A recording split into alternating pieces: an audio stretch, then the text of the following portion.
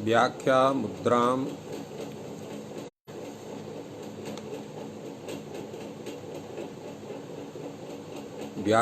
मुद्राम करसरसिजै पुस्तकं शंखचक्रे बिभ्रद्भिन्नस्फुटिगरुचिरे पुण्डरीके नृषण्णः अम्लान श्रीरमृतवृषदैरंशविप्लावयन् माम् आविर्भूयाद्दनघमहिमा मानसे वागधीशः। कृष्णाय वासुदेवाय हरये परमात्मने प्रणतक्लेशनाशाय गोविंदाय नमो नमः।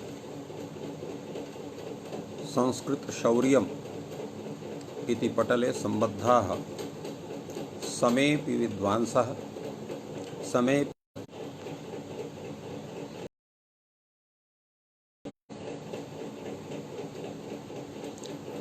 सर्वे सहृदयाः सज्जनाः समेषां स्वागतं वर्तते एतस्मिन् महाभाष्य व्याख्याने। यस्तने ओंग ऐ औचि इति सूत्र विषये यत् भाष्यं तस्य व्याख्यानं सम्पन्नम्। अद्य वयं हैवर्ट् इति सूत्र विषये विचाराय उपस्थिताः स्मः। तत्र हैवर्ट् इति विषये हकार विषये यकार विषये एवमेव तत्र वकार विषये रकार विषये च विचारः भवति। एतस्मिन् महाभाष्ये पूर्वं हकार विषये उच्चारणं विचारः क्रियते। हकार विषये तावत् यः विचारः अत्र भवति यतो हि वर्णसमाम्नाये सर्वेपि वर्णाः सकृदुपदिष्टाः सन्ति, किन्तु हकारः एव ईदृशः यद्वारद्वयम् उपदिष्टः। हैवर्ट् इत्यत्र हल् इत्यत्र। अयं विचारः प्रायः सिद्धान्तकौमुद्याम् अथ च प्रौढमनोरमायां सम्यक्तया विचारितः भाष्यदृष्ट्या। तादृशः एव विचारः किञ्चित् भिन्नरूपेण वा अथवा अधिकरूपेण अत्र विहितः वर्तते। तत्र भगवान् भाष्यकारः कथयति सर्वे वर्णाः सकृदुपदिष्टाः अयं हकारो द्विपुरीदृश्यते पूर्वश्चैव परश्च यदि पुनः पूर्व एव उपदिश्येत पर एव कश्चात्र विशेषः इति प्रश्नः। अर्थात सर्वेषां वर्णानां यः उपदेशः वर्तते सः उपदेशः एकवारमेव वर्तते। यतो हि केवलं वर्णबोधने तात्पर्यं वर्तते। एक सकृदुपदिष्टेनैव वर्णस्य बोधस्य सत्त्वात् पुनः तस्य उपदेशस्य आवश्यकता एव नास्ति। एवमेव सर्वे वर्णाः सकृदुपदिष्टाः वर्तन्ते। किन्तु अयं हकारः तत्र द्विरुपदिष्टः। हैवर्ट् सूत्रे उपदिष्टः, हरित सूत्रे उपदिष्टः, पूर्वश्चैव परश्च। तत्र प्रयोजन विषये जिज्ञासा वर्तते। यदि पुनः पूर्व एव उपदिश्येत पर एव वा। यदा सर्वे वर्णाः सकृदुपदिष्टाः वर्तन्ते तो हकारोऽपि सकृदुपदिष्टः भवेत्। हैवर्ट् इति सूत्रे वा उपदिश्येत, हरि सूत्रे वा उपदिश्येत, वारद्वयं तस्य उपदेशः कथं वर्तते इति विशेषः इति प्रश्नः। अत्र प्रथमं तत्र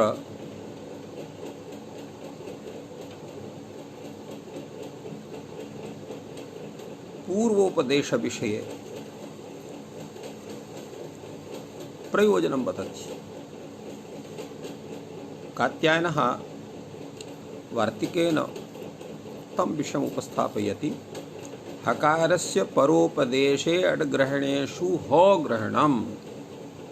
भाष्यकारस्य व्याख्यानं विदधाति हकारस्य परोपदेशे अट्ग्रहणेषु हो ग्रहणं कर्तव्यम् आतोटि नित्यं षष्ठोटि दीर्घादटि समानपदे हकारे चेति वक्तव्यम् यापि यथा स्यात् महांहि सः। अर्थात चेत हकारस्य उपदेशः हल इत्यत्रैव क्रियते, हैवर्टि सूत्रे न क्रियते, तर्हि अट प्रत्याहार ग्रहण प्रसंगे हकारस्य तत्र ग्रहणं न स्यात्। यतो हि तत्र हैवर्ट् इत्यत्र यवर्ट् इति सूत्रं भवेत्, हकारस्य तत्र अभावात् अट प्रत्याहारे हकारस्य ग्रहणेन यानि यानि कार्याणि तैः तैः सूत्रैः साध्यन्ते तानि न स्युः। यथा आतोटि नित्यं दीर्घाकारात् अटि परे यत् अनुनासिक विधानं स न भविष्यति।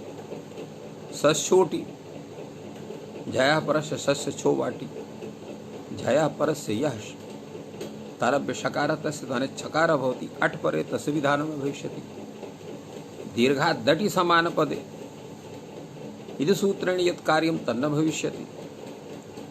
एवं एतानि कार्याणि हकारे एव भवन्ति, तानि न भविष्यन्ति।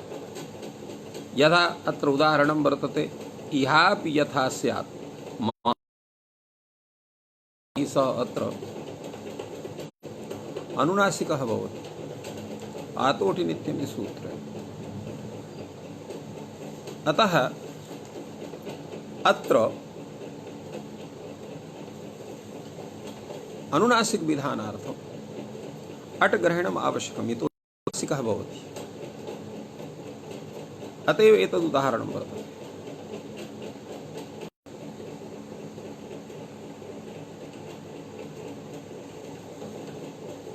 षष्ठोटि इत्यस्य केवलं कथनं कृतं भगवता भाष्यकारेण, तस्य किमपि उदाहरणं नोपन्यस्तम्। अनेन किं प्रतीयते? अनेन इत्थमेव प्रतीयते यत् यद्यपि तत्र अट् ग्रहणं वर्तते, किन्तु हकारे अटि परे कुत्रापि एवं भूतम् उदाहरणं नास्ति यत्र शकारस्य स्थाने छकारः स्यात्। झयः परस्य शकारस्य विधानं हकारे अटि परे यत्र कुत्रापि भवति तदर्थम् एतद् भवतु बर्हे, किन्तु तादृशं किमपि उदाहरणं नास्ति इति कृत्वा षष्ठोट् इति सूत्रस्य किमपि उदाहरणं नोपन्यस्तं भगवता भाष्यकारेण। एवमेव दीर्घादटि समानपदे इति यत् सूत्रं वर्तते, तस्य उदाहरणमपि महांहि सः इति भवति। यतोहि यत्र यः दीर्घः सः दीर्घादटि समानपदे इति सूत्रेण भवति। आतोटि नित्यम् इति सूत्रेण तत्र अनुनासिकः, दीर्घादटि समानपदे इत्यनेन तत्र दीर्घादटि समानपदे इति सूत्रेण अत्र नकारस्य रुत्वादिकं भवति। दीर्घादटि समानपदे सूत्रेण नकारस्य रुत्वं पूर्वम् आतोटि नित्य इति अनुनासिक कृते नकार रुत्वस्य अनन्तरं तत्र रेफस्य स्थाने यकारः, अनन्तरं हलि सर्वेषाम् इत्यनेन लोपः इति तत्र सिद्ध्यति। पुनः शृण्वन्तु, महान् हि सः इति तत्र प्रयोगः वर्तते। अत्र यः दीर्घः अकारः हकारोत्तरवर्ती तस्य स्थाने आतोटि नित्यम् इत्यनेन अनुनासिकः भवति। तस्मात् दीर्घात् अनुनासिकात् परः यः नकारः तस्य स्थाने दीर्घादटि समानपदे इति सूत्रेण अत्र रुत्वं भवति।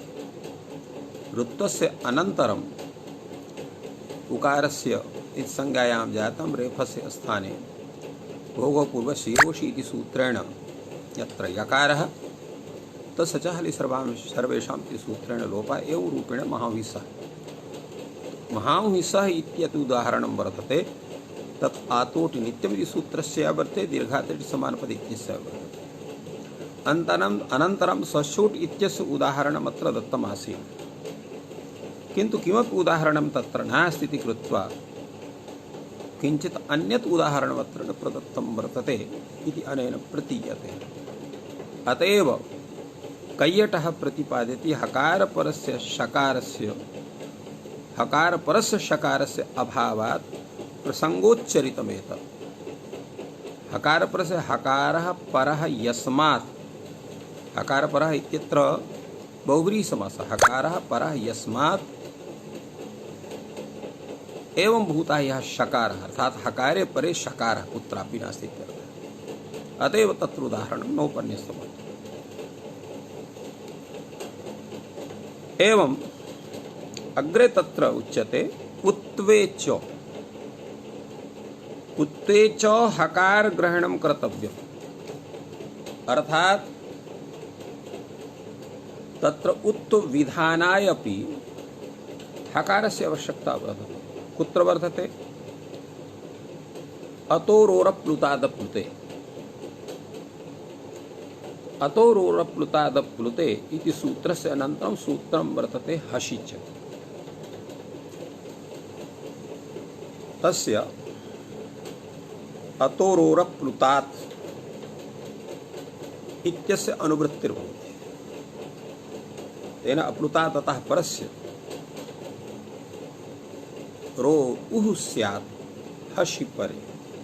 अत्र हैवर्ट् इति सूत्रे हकार ग्रहणं न भवति चेत् हस् प्रत्याहारेऽपि हकारस्य ग्रहणं न स्यात्। तेन एतस्य सूत्रस्य प्रवृत्तिर्न स्यात्। तेन पुरुषो हसति ब्राह्मणो हसति। अत्र पुरुष स हसति ब्राह्मण स हसति इत्यत्र सकारस्य रुत्वे अत्र हकारे परे हकारस्य हसि हस् प्रत्याहारे अप्रवेशात् यतोहि तत्र हस् इत्यस्य स्थाने यश् इति प्रत्याहारः भविष्यति। तेन सूत्रं हश्च इत्यस्य स्थाने यशि च इति स्यात्। हकार पराभारे ब्राह्मणो हसति पुरुषो हसति इति प्रयोगः एव न स्यात्। तस्मिन् प्रत्याहारे हकारस्य अप्रवेशात् फलतः इति सूत्रस्य उत्विधायकस्य प्रवृत्तिरेव न भविष्यति। ब्राह्मणो हसति पुरुषो हसति इति एवं भूता हि प्रयोगाः ते सिद्धाः न स्युः इत्यर्थः। अतः हैवर्ट् इत्यत्रापि हकारोपदेशः करणीयः। भाष्यकारः कथयति भवतु नाम यतो हि प्रयोगसिद्धिरेव अस्माकं मुख्यं प्रयोजनं वर्तते। यदा प्रयोजनसिद्धिरेव न भवति तर्हि तत्र दुराग्रहः न करणीयः इति कृत्वा पूर्वोपदेशार्थात् हैवर्ट् इति सूत्रे उपदेशः करणीयः, हलिति सूत्रस्य उपदेशः न करणीयः। एवं रूपेण विचार्य उच्यते अस्तु तर्हि पूर्वोपदेशः। तत्रोच्यते पूर्वोपदेशविधानेपि चेत् परस्य हकारस्य उपदेशः न भवति तत्रापि अनेके दोषाः भविष्यन्ति लक्ष्यसिद्धये। तेषां दोषाणाम् उपस्थानं विदधाति कात्यायनः। पूर्वोपदेशे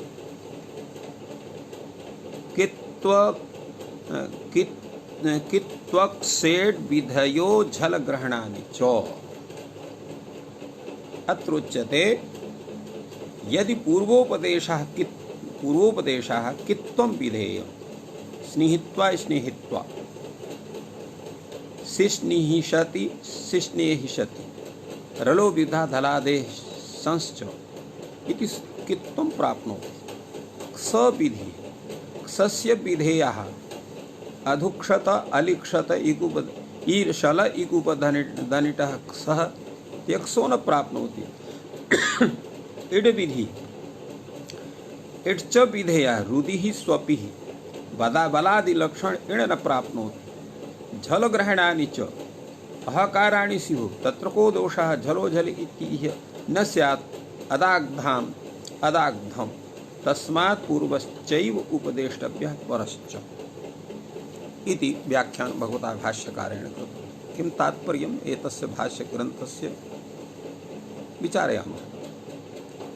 यदि पूर्वोपदेशः वर्तते अर्थात हैवर्ट इत्यत्र हकारोपदेशः क्रियते किन्तु हल इत्यत्र हकारोपदेशः न क्रियते चेत् तर्हि अनेके दोषाः लक्ष्यसिद्धये आगच्छन्ति। तत्र पूर्वं कित्वं विधेयं भवति। श्णिः सौ धातुः भवति श्णिः स्नेहे तस्मात् त्वा प्रत्ययः क्रियते अनन्तरं स्निः त्वा इति भवति। अत्र इडागमे सति स्निः त्वा भवति।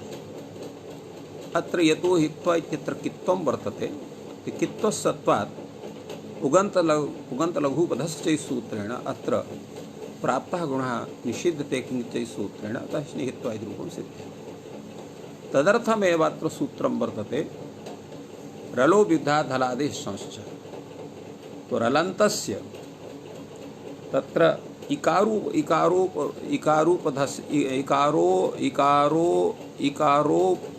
इकारोपधस्य तत्र तस्मात् परः यः तवा तस्य कित्वं विकल्पेन भवति।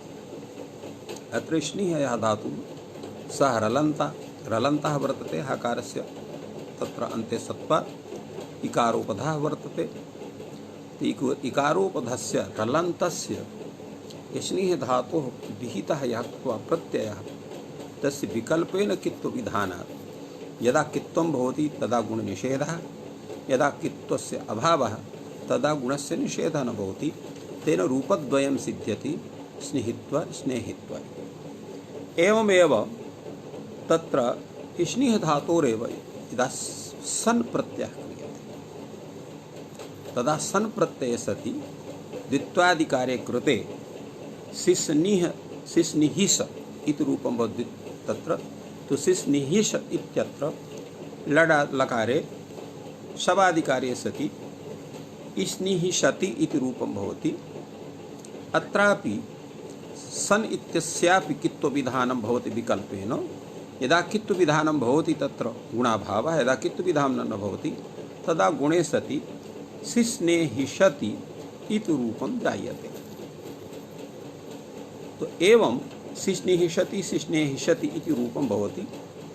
तो रलो विद्धात् हलादेः संश्च इति सूत्रेण अत्र त्वप्रत्ययस्यापि विकल्पेन कित्वविधानं सत् प्रत्ययस्यापि विकल्पेन कित्वविधानं एवं रूपेण तत्र सिद्धिः जायते। चेत् हलिति सूत्रं नैव क्रियते तेन रल प्रत्याहारे हकारस्य प्रवेशः न स्यात्। फलतः अत्र रलन्तत्वेन स्निह धातोः ग्रहणमेव न स्यात्।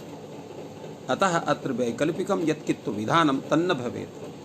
फलतः स्निहित्वा इत्येव रूपं सिद्ध्यति, सिस्निहिषति इत्येव रूपं सिद्ध्यति, स्नेहित्वा सिस्नेहिषति इति रूपं सिद्धं न भवेत् इति कृत्वा हलित सूत्रस्यापि उपदेशः करणीयः। तेन द्वितीयस्यापि हकारस्य उपदेशः स्यात्।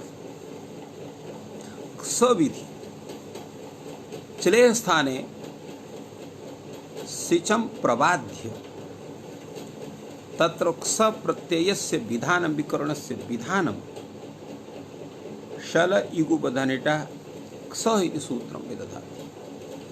सः कथयति यः शलन्तः धातुः तस्माद् विहितः सच इगुपधः शलन्तः यः धातुः युगदादात् शलन्तात् अनिटः अनिडा यः अनिड धातुः एवं भूतः वर्तते। तस्मात् परायः चिलि तस्य सने क्ष इति आदेशः भवति। अत्र दुह प्रपूरणे धातुः भवति, लिह आस्वादने धातुः भवति। तस्मात् अत्र लुङ् लकारे अडागमे अदुह लुङ् अलिह लुङ् इत्यवस्थायां ल इत्यस्य स्थाने अत्र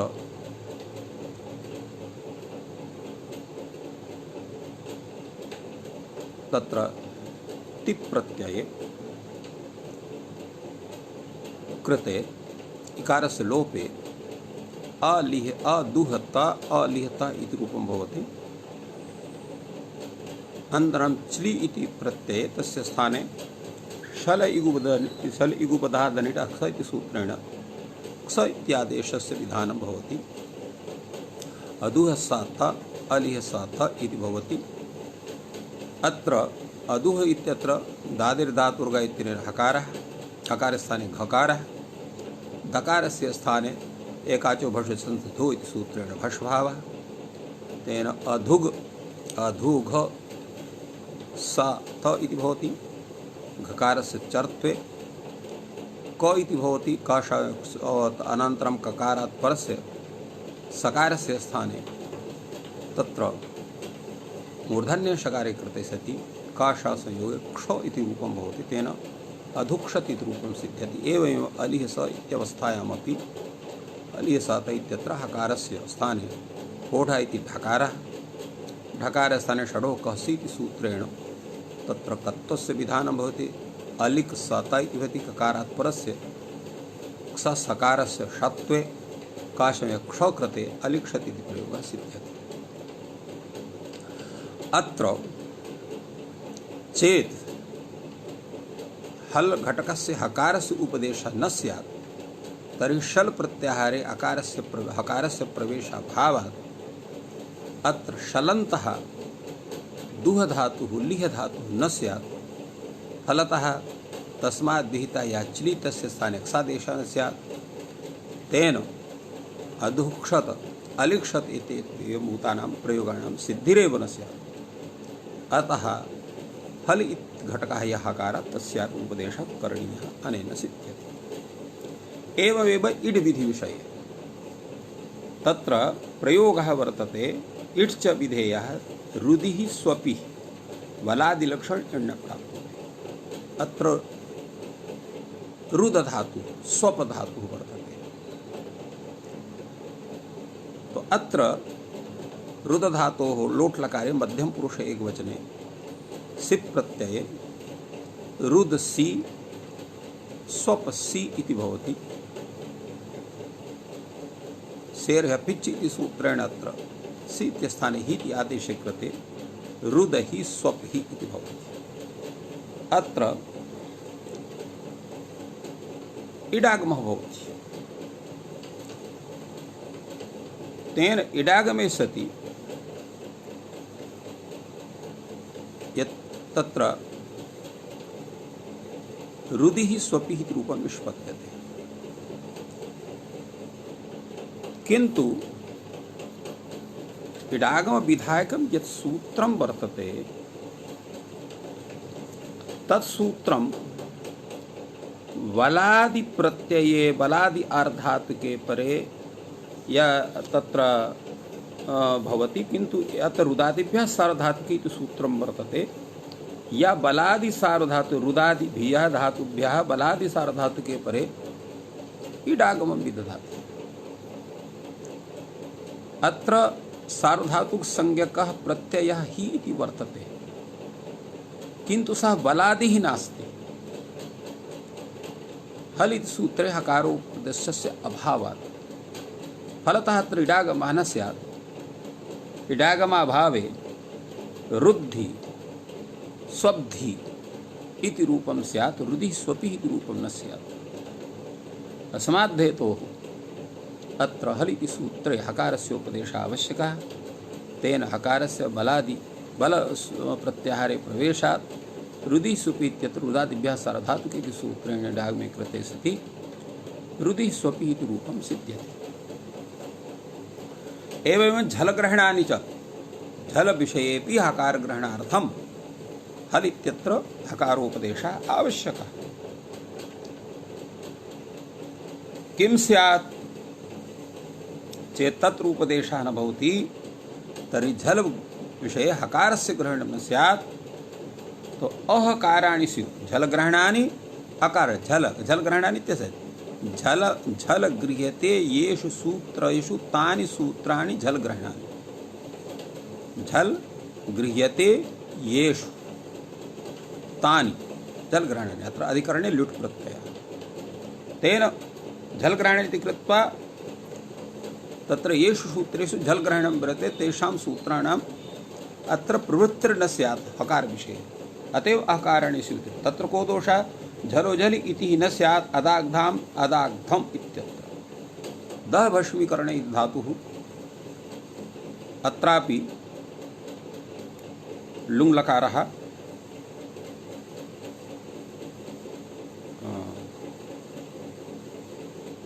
नहीं तत्र लोट् लकार लङ् लकारः अदह ताम् इति न एवं नास्ति तत्र लुङ् लकारः एव वर्तते साधु तत्र विस्मृतं जातं लुङ् लकारः अदह तत्र अदह लुङ् इति भवति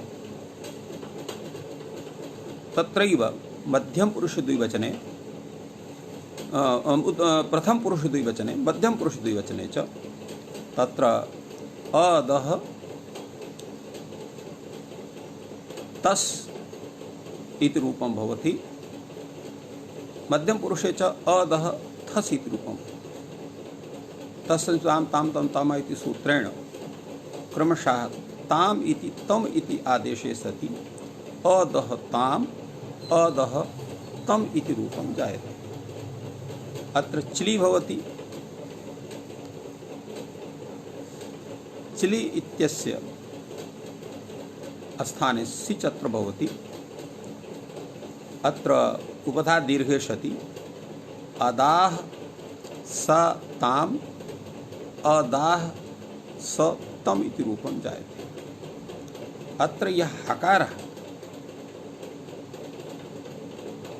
सः तत्र चेत हलित सूत्रे हकार ग्रहणं न क्रियते तर्हि तत्र हकारस्य प्रवेशः झल् इति प्रत्याहारे न स्यात् तो झलः परस्य सिचः सकारस्य अभावात् तकारे झलि परेपि तत्र सिचः सकारस्य लोपः न स्यात् अतएव अत्र हल ग्रहणं क्रियते हल ग्रहणेन हकारे हकार झल प्रत्याहारे हकारस्य प्रवेशात् अदाह स ताम अदाह स तम इत्यत्र सिचः सकारस्य लोपे हकारस्य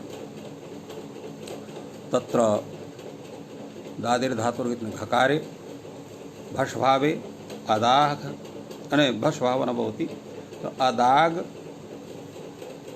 अदाघ ताम इति झषो झरोदयतेन तकारस्य धकारः भवति जलाम जषित इस पूर्व घकारस्य अत्र जस्ते सति अदाग्धाम अदाग्धम इति रूपं जायते एवं रूपेण अनयोः प्रयोगयोः सिद्धि भवति अतः झलो झलि इत्यस्य प्रवृत्तेः एतस्मिन् सूत्रे हकारस्य ग्रह तत्र हल् इति सूत्रे हकारस्य उपदेशः आवश्यकः तेन झल प्रत्यय हकारस्य प्रवेशः भवति हकारस्य प्रवेशस्य तत्र सत्वात् सिचः सकारस्य लोपे कृते सति अदाग्धाम अदाग्धम इति प्रयोगो सिद्ध्यति एवमेव अन्ये प्रयोगाः सिद्धाः स्युः एतदर्थम् अत्र अनेन ज्ञायते यत्र हैवर्ट् इत्यत्रापि हकारोपदेशः करणीयः अथ च अत्रापि अर्थात् हल् इति सूत्रेपि हकारोपदेशः करणीयः अतः भाष्यकारः प्रतिपादयति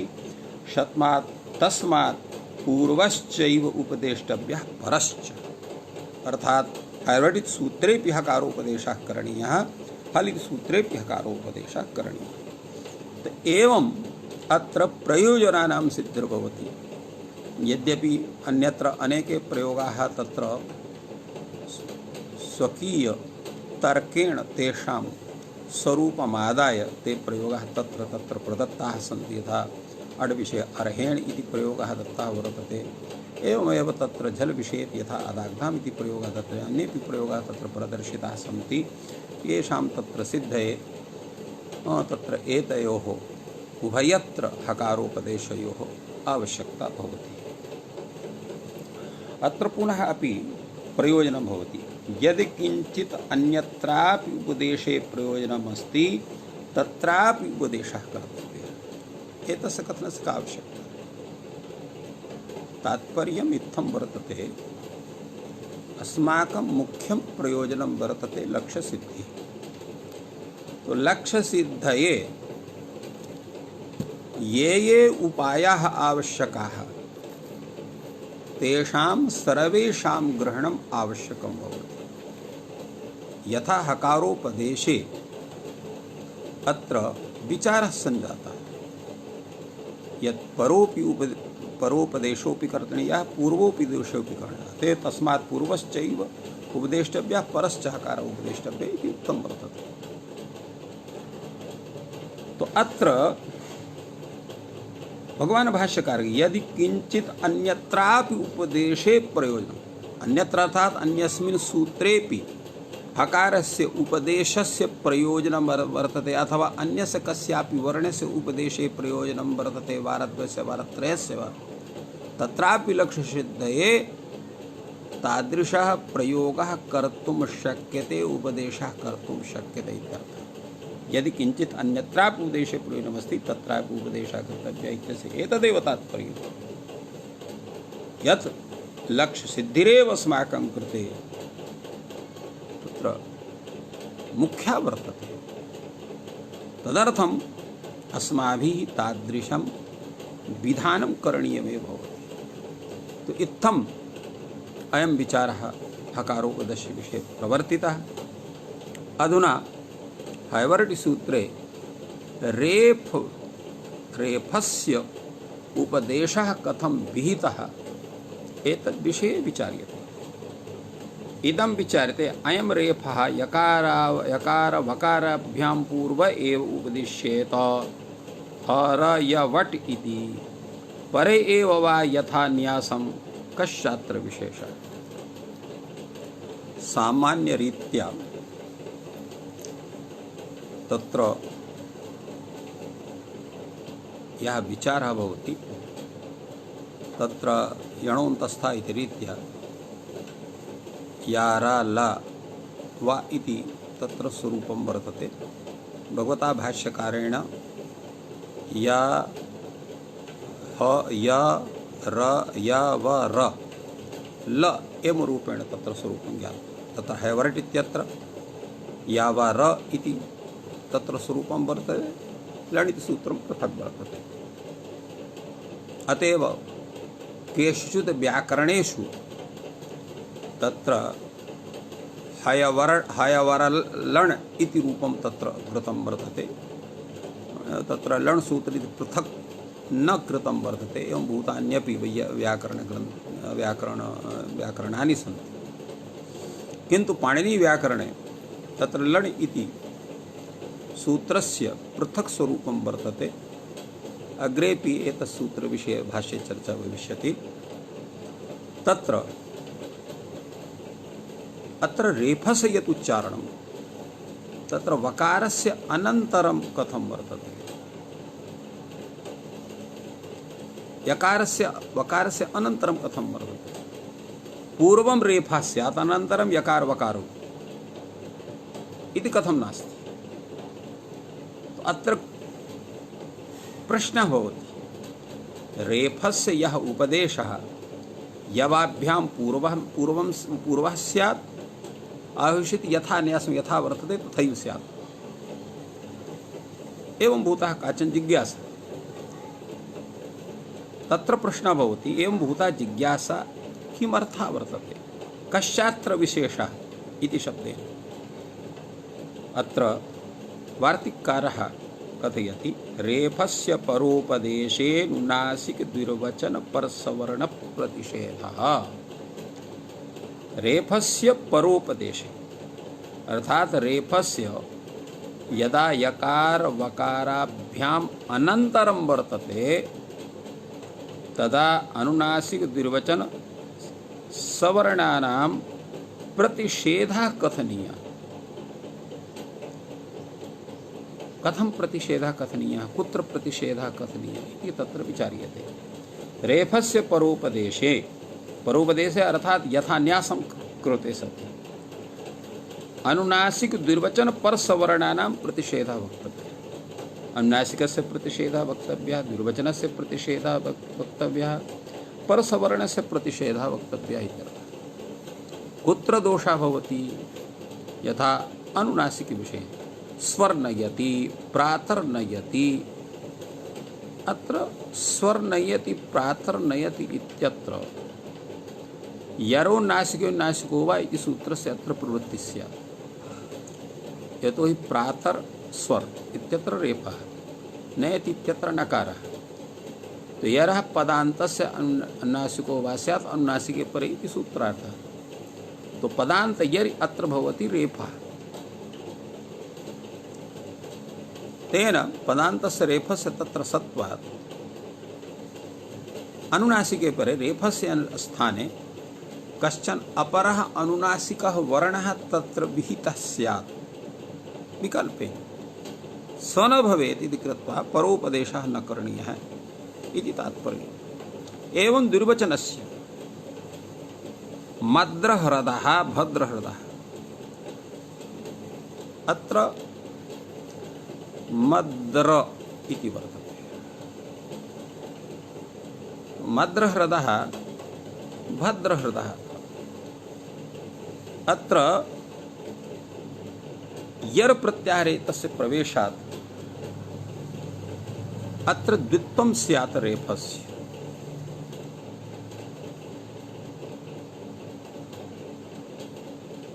अतः तन्न भवेत्,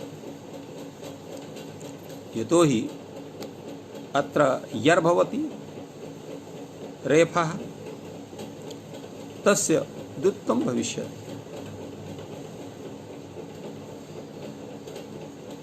एवमेव तत्र